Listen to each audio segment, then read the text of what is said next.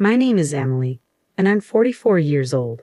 I work as a TV broadcaster while my husband, Tom, also 44, runs a photography studio. We began dating in high school and tied the knot at 26. Being each other's first love felt natural, as if fate had guided us together without ever considering anyone else. When I was 25, I tragically lost my parents in an accident.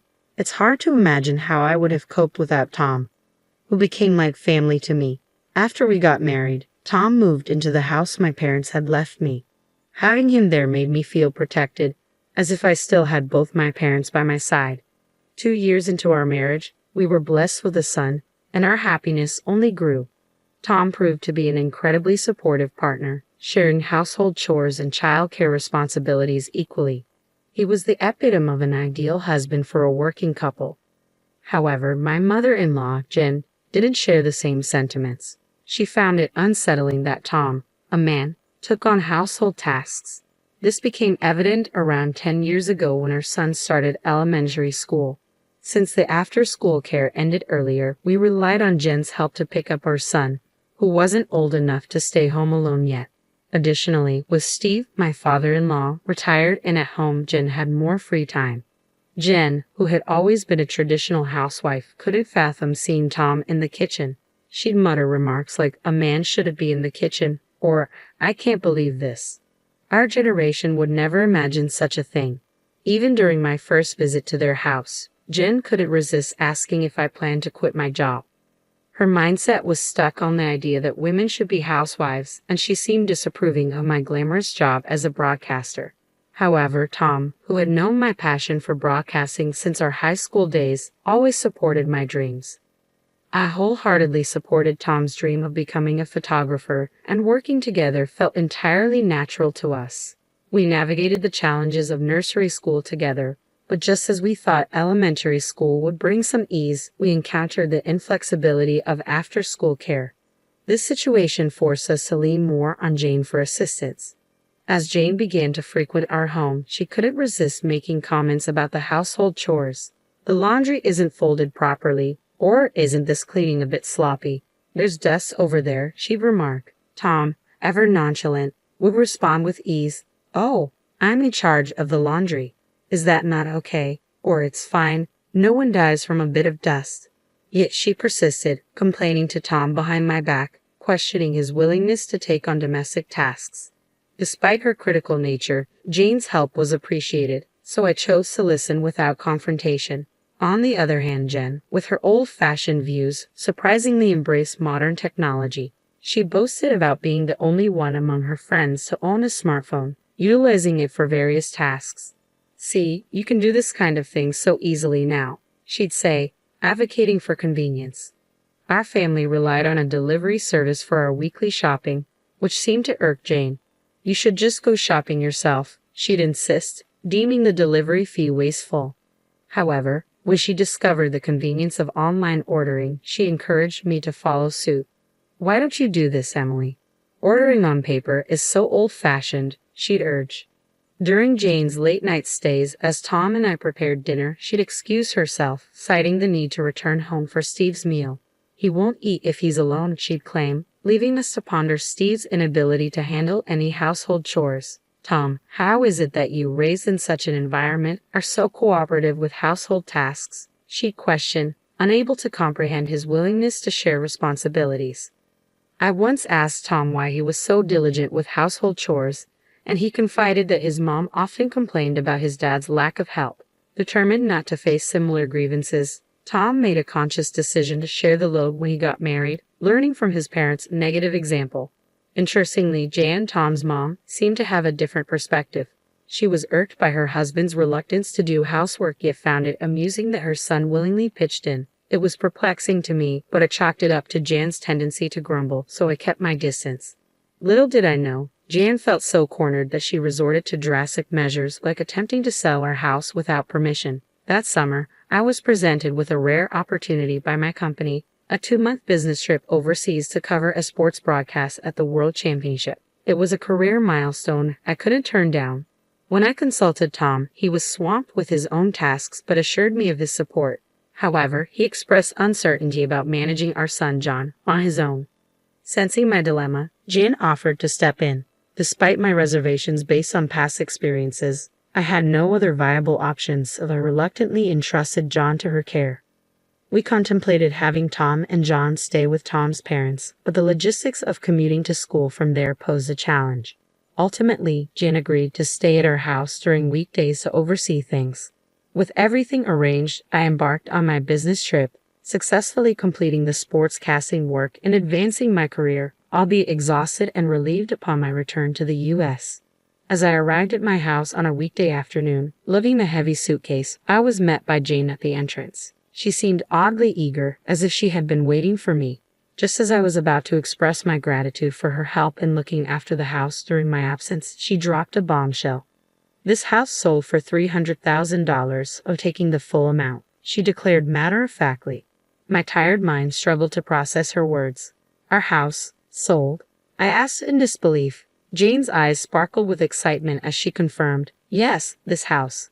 No, I mean, we don't own a house."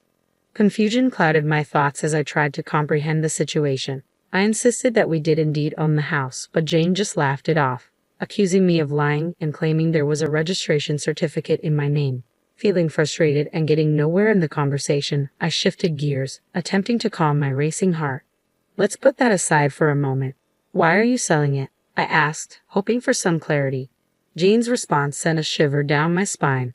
"What belongs to the wife belongs to the husband, and therefore to me. I'm using it to build a new house," she explained, her eyes bloodshot with determination. Suddenly, a sense of fear crept over me. A new house. For us. Tom and I. But why? This way, Tom won't have to do household chores anymore. "I've been so sorry for him," Jane added, her voice tinged with an unsettling fervor. "I raised him not to do such things, and I won't allow Tom to do household chores in the future," she declared firmly, her expression resolute.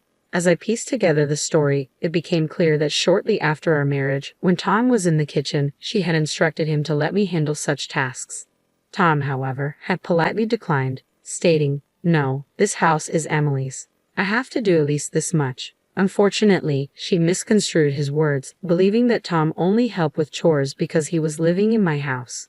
In her mind, Tom didn't actually want to do household chores. He preferred to focus on his work. The concept of a working couple sharing household responsibilities simply didn't register with her. Furthermore, I later discovered that after Steve's retirement, their financial situation became precarious.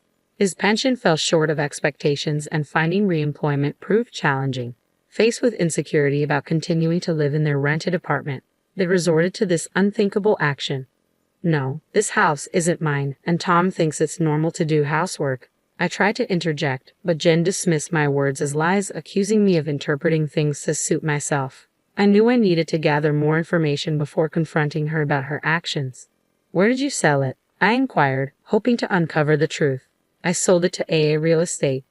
They did an easy online assessment, and the sale went smoothly, she explained casually. It became evident that she had found a convenient online evaluation service and proceeded with the sale through them. The buyer was specifically looking for a house in our area, and they assured her that we wouldn't get such a high price anywhere else. Proudly, she proclaimed, "That's why you should be grateful. Selling a 20-year-old house for $300,000 is quite the feat, don't you think? I found a reputable real estate agent, didn't I?" Determined to verify her claims, I decided to research the real estate company online, hoping to uncover the truth. I attempted to reach them by phone, but my calls went unanswered. When I questioned Jane about whether she had visited the real estate company at the address provided, she simply replied, "No, I didn't go there. You don't need to do that nowadays." Frustrated by her lack of initiative, I insisted that she go to the address the next day, warning her that I wouldn't entertain further discussion otherwise. Reluctantly, she left. The following day, I received a distress call from Jane. Between sobs, she managed to convey, "It's not there. The real estate company doesn't exist at that address. There's only a dilapidated wooden house, seemingly uninhabited." Her admission left me dumbfounded, and I couldn't help but burst into laughter upon her return. Jane explained that in my absence, she had stumbled upon a house registration certificate in my name and mistakenly believed she could sell the house. She then engaged a real estate agent, who shamelessly assured her that even if she wasn't the owner, possessing the certificate was sufficient. Some people pass away, after all, they callously remarked, requesting our family register and signature certificate. Naively trusting their assurances, Jane provided all the requested documents. When the agent found a buyer, they demanded a deposit, half of the commission fee. Without hesitation, Jane transferred $4,800, half of the $9,600 commission on the supposed $300,000 sale. I dialed the police to shed light on the situation, and soon, 2 officers arrived at our doorstep. They enlightened us about the prevalence of internet fraudsters posing as real estate agents, a scheme that has become increasingly common. These scammers offer free property valuations, demand official documents, introduce a supposed buyer, collect a fee, and vanish into thin air. With numerous vacant houses and the ability to fabricate addresses for document delivery, such frauds have proliferated. The officers delved into the matter, questioning Jane, who trembled under their scrutiny. "Let me clarify," one officer began. "The house deed you provided belongs to your daughter-in-law, correct?" Jane, realizing the gravity of her actions, faltered, admitting to her mistake. However, her attempt to deflect blame was swiftly countered by the officer's incredulous remark about the absurdity of selling someone else's property. Flushed with embarrassment, Jane hastily fabricated an excuse, claiming that I had requested the house to be appraised for sale. Turning to me for confirmation, the officer seemed to sense the truth in my denial. Sensing Jane's desperation, he admonished her, emphasizing the recklessness of her actions.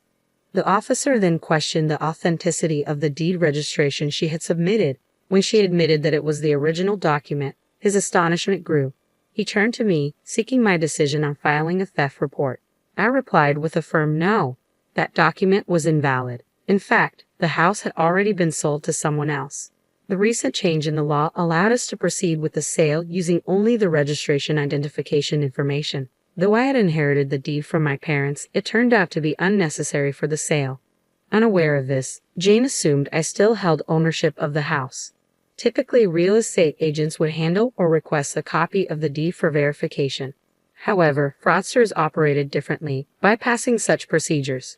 In her embarrassment, Jane shot me a resentful look and muttered about the curse of selling one's parents' home, attributing it to people in flashy jobs. I met her gaze squarely and explained that it was Tom's decision. He needed a lump sum of money at the time. Jane's shock was palpable as she questioned why Tom would want such a thing. I disclosed that Tom had aspirations of starting his photography business but lacked sufficient funds. The house, our main asset, was sold to an acquaintance and we rented it back.